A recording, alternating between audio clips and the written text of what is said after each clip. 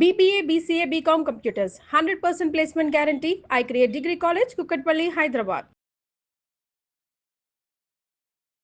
నమస్తే రమగారు. నమస్తే జయ. రమగారు రకరకాల కథలు చెప్తూ ఉంటారు. తెలివైన వారు, తెలివి తక్కువ వారు, దెయ్యాలు, భూతాలు. తెలివైన ఆడవాళ్ళ గురించి, తెలివి తక్కువ ఆడవాళ్ళ గురించి, తెలివి తక్కువ ఆడవాళ్ళ గురించి అన్న స్టోరీలు ఉన్నాయా? కానీ నాకు అడగటం నీకు ఇష్టం లేదు. నాకు ఇష్టం లేదు రమగారు. ఆడవాళ్ళు అడుగుపోని ఆడవాళ్ళు తెలివి తక్కువ ఏంటి అసలు? ఆడవాళ్ళకి తెలివి ఎక్కువ. అదే కదా. అమాయక ఆడవాళ్ళ గురించి ఏదైనా స్టోరీ ఉంటే చెప్పండి.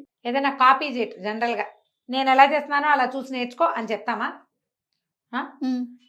అలా చూడటం అంటే ఇప్పుడు నువ్వు నన్ను చూసి నేర్చుకో జయ అని నేను ఏదో కూర చేస్తున్నాను అనుకో, నేను మధ్యలో ఫోన్ చూసుకున్నది తలకొక్కున్నది కాపీ చేస్తావా నువ్వు?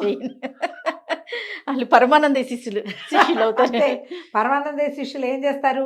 నుంచున్నది, ముక్కు కోక్కున్నది, తలకొక్కున్నది, చీర కొంగ అటు ఇటు సవరించుకున్నది, చీర సవరించుకున్నది, అవన్నీ కూడా కాపీ చేస్తారు. భలే సిరీస్ కదా రమ్మగారు. పరమానంద శిష్యులు సూపర్. అయితే అంత తెలివైన ఒక అమ్మాయి గురించి చెప్తా. ఓ సూపర్. ఓ పల్లెటూరులోనట ఏదో బ్రాహ్మణ సమాజమే ఒక పల్లెటూరు ఇళ్ళు వరుసగా ఇళ్ళు ఉన్నాయి. ఆ ఇంట్లో ఒక ఆయన భర్త గారికి గారెలు తినాలనిపించింది. ఆ పిల్లకు ఒక 24-22 ఏళ్ళలో ఉండుంటాయి. అంతకుముందు అంతా అత్తగారు ఉండేవారు, అత్తగారింట్లో ఉండేవారు. అత్తగారు లేరు ఇప్పుడు. ఆయన ఆవిడ ఇద్దరే ఉన్నారు. ఏమే గారెలు తినాలనుంది, సామాన్లు పట్టుకొస్తాను, గారెలు చేయవే అన్నాడు. అనేసరికి భార్య సరేనన్నది. ఆయన ఏమో మినపప్పు అవి పట్టుకొచ్చి పడేశాడు ఇంట్లో. ఈ పూట చేసేయి అన్నాడు. పొద్దున్నే చెప్పాడు. ఏం చెయ్యాలి, మనకు రాదు. అత్తగారికి తెలుసు, అత్తగారు లేదు.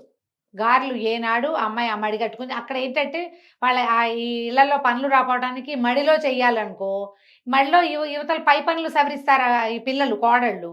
అత్తగారే మడిలో పప్పు నానబోసుకుని పప్పు రుబ్బేసి గారెలు వేసేసి పళ్ళెల్లో పెడుతుంది. ఓహో, దేవుడికి నివేదన చేశాక బయటకు వస్తాయి. ఈ మడిలో చేసే వ్యవహారం మడి లేని వాళ్ళకి తెలియదు, చేయలేకపోతారు. వాళ్ళకి తెలియదుగా, ఈ పిల్లకి తెలియదు. ఈనాళ్ళు అత్తగారు యాక్టివ్గా పనిచేసేది. ఈ పిల్లకి పై సర్దటం, సాయంకాలపు వంట వల్ల కూర నార పచ్చడి నూరటం వల్ల అవి వచ్చు. ఈ గారెలు పాయసము లాంటి పెద్ద పెద్ద వ్యవహారాలు అత్తగారే హ్యాండిల్ చేసి అదేమిటో ఈ అమ్మాయికి తెలియదు. అత్తగారు తూర్పు తెల్లవారుగానే మడిగట్టుకునేది, ఆవిడ పొద్దునే మినపప్పు నానబోసుకునేది, 11 గంటలకు రుబ్బేది చేసేది. మనకేమొచ్చు, ఏమీ రాదు. ఈ పిల్ల ఏం చేసింది, పక్కన ఒక మామగారు ఉన్నారు. ఆ మామగారు భర్త లేరు, ఆవిడకి తల కూడా లేదు, ఆ కాలం అన్నమాట. జుట్టు లేదు, జుట్టు లేదు. ఆవిడని మామగారు గారెలకి ఏం చేయాలండి అంది. ఏముందే, ఓ సేరుం బాతికో ఎంతో ఉద్దిపప్పు నానబోయి అంది. పోసి అని ఆవిడ అనే లోపల సరే అని పిల్ల వెళ్ళిపోయింది. ఏం చేసింది, ఆయన భర్త తెచ్చాడు కదా సేరుం బావు ఎంతో ఉంది, అది ఒక అంత డబ్బాడు నీళ్ళల్లో పోసింది, పోసేసింది. ఏవో పనులు చేసుకుంది. గారెలు అవ్వవే, ఉట్టిపప్పుకే. మళ్ళీ వెళ్ళింది. మామగారు గారెలు ఎలా చేయాలంటే ఏదో చెప్పారు పొద్దున.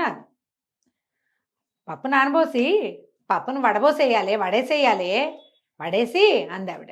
వడేసేయాలి అంతే, ఎస్. పరిగెత్తుకుంటూ వెళ్ళిపోయింది. అప్పుడు వెళ్ళిపోయి ఏం చేసింది, పొద్దున నానబోసిన పప్పుని వడబోసేసి ఒక బుట్టలో పెట్టింది. మధ్యాహ్నం అవుతుంది, భర్త వచ్చేస్తాడు. చూస్తే వడబోసిన అట్లాగే ఉన్నాయి, గారెలు అవ్వట్లేదు. ఓహో, మళ్ళీ వెళ్ళింది మామగారి దగ్గరికి. మామగారు గారెలు అన్నారు, వడపోసానండి, గారెలు అవ్వలేదని. దీంతో పదేగా దాన్ని అని ఈవిడ చెప్పే లోపల అది వింటల్లా. ఆవిడకి ఒళ్ళు మండిపోయింది.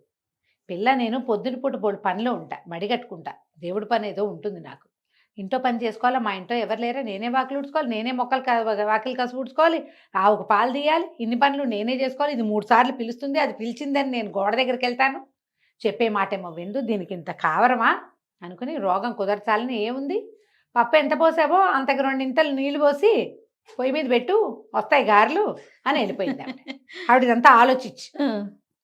పిల్ల ఏం చేసింది, అలాగే అన్నము కూర వండేసింది, పక్క పెట్టింది. ఇంకా గారెలే కదా, మినపప్పు ఎంత పోసాం, సేరుం బాతిగా 2 సేరుం బాతికలు నీళ్ళు పోసి గిన్నెత్తి పొయ్యి మీద పెట్టింది. పొయ్యి ఆరేదాకా ఉంది, గారెలు అయిపోతాయి అనుకుంటుంది. మూత పెట్టేసింది.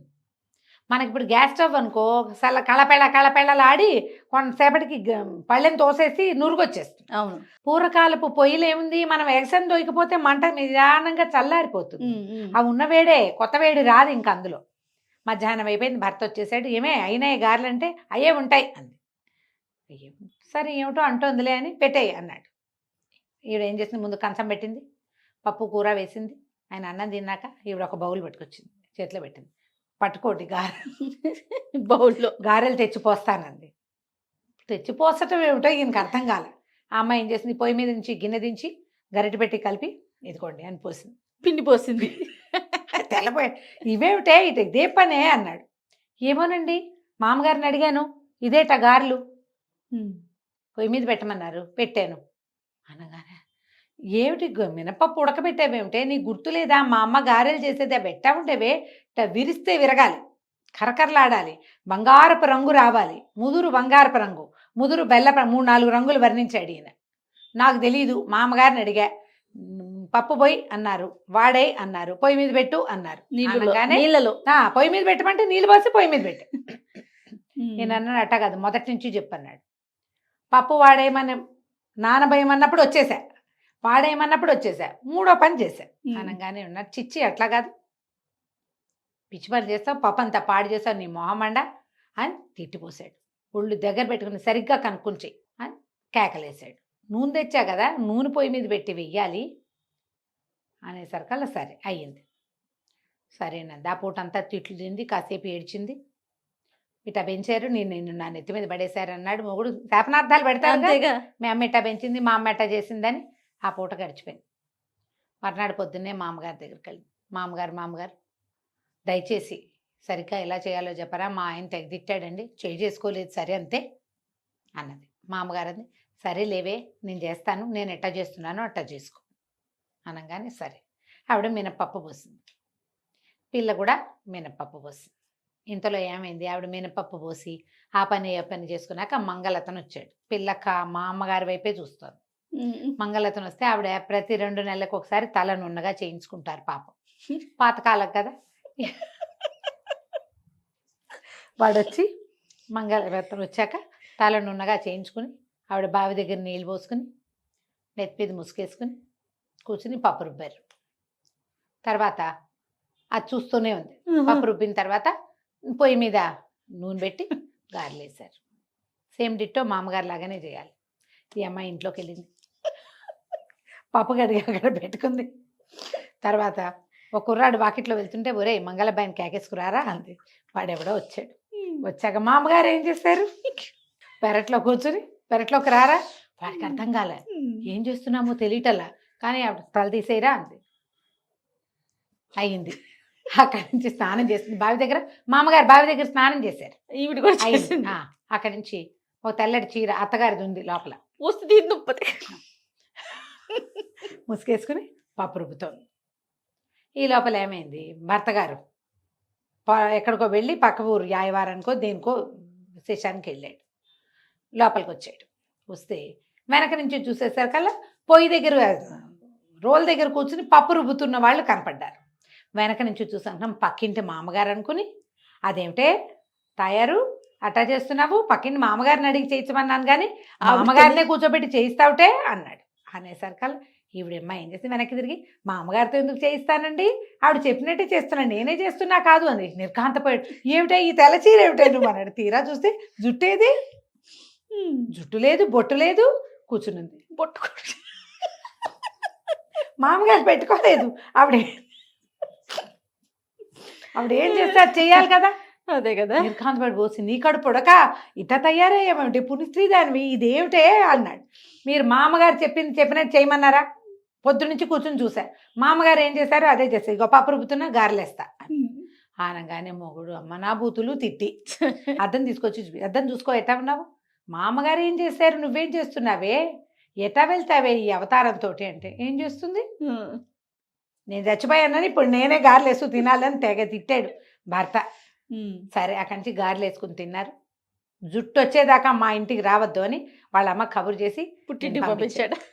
తలకాయ నెత్తి మీద జుట్టు వచ్చేదాకా ఎవరికి కనపడడానికి వీల్లేదు, మనిషి అన్నవాడి కంటపడితే మర్యాదగా ఉండదని పంపించారు ఊరికి. కథ కంచికి మనం ఇంటికి. చాలా బాగుంది రమ్మగారు, మనం కాపీ చేస్తాం జయ. అవును, ఇది సరదాగా నవ్వటానికి వింతగా ఉంది, కానీ ఇప్పటికీ కూడా కాపీ క్యాట్స్ ఉన్నాయి. ఎలాంటివంటే ఇవి భర్తలతో పోట్లాడడానికి, అత్తగారితో పోట్లాడడానికి, ఆఫీసుల్లో యుద్ధాలకి, పక్కింటి వాళ్ళ పీచమణచడానికి ఇలాగే కాపీ క్యాట్స్గా బిహేవ్ చేస్తారు. అవతల వాళ్ళు ఏం చేస్తున్నారో చూడరు. ఇప్పుడు అత్తగారు గయ్యాళిదనుకో, అత్తగారు గట్టిది, తెలివైంది, ఏ ఆట ఆడినా తన వైపు తిప్పుకుంటుంది. ఆవిడతోటి పోట్లాడాలో గొడవ చేసి నీ హక్కు నువ్వు లాక్కోను. అత్తగారు నాబోటిది అన్నీ ఇచ్చేస్తానంటుంది. నాతో కూడా పోట్లాడితే ఎట్లాగైతుంది? అత్తగారితో పోట్లాడాలి అనే ఒక్క కామన్ రూల్ తీసుకుని బిహేవ్ చేస్తారు ఆడపిల్లలు. అన్ని అత్తగారు ఏం మాట్లాడినా తప్పులు చేస్తారు. అత్తగారి దగ్గర ఏ తప్పు ఉండదు, ఆవిడ మామూలుగానే ఉంటుంది. వీళ్ళకి ఏంటంటే వాళ్ళ అమ్మనో అక్కయ్యనో చూసి, అమ్మ అక్కయ్య వాళ్ళ అనుభవం వేరు, మన అనుభవం వేరు. ముందున్న దాన్ని చూసి పెట్టు కదా, చూసి మనం ప్రవర్తించాలి. ఈ సరదా కథని జ్ఞాపకం పెట్టుకోండమ్మా. మీ అత్తగారులతోటో, మీ ఆఫీస్లో వాళ్ళతోటో, మీ పక్కింటి వాళ్ళతోటో ఎవరో చేసినట్టు చెయ్యొద్దు. దానిని బట్టి మనం ప్రవర్తించాలని తెలుసుకోండి. సందర్భాన్ని బట్టి కదా, అంతే. వ్యక్తులను బట్టి కూడా, వ్యక్తుల్ని సందర్భాన్ని బట్టి మనం ప్రవర్తించాలి. అంతే రమ్మగారు కదా. ఏదేమైనా కథ మాత్రం భలే ఉంది రమ్మగారు. రైట్ అండి, నమస్తే. నమస్తే.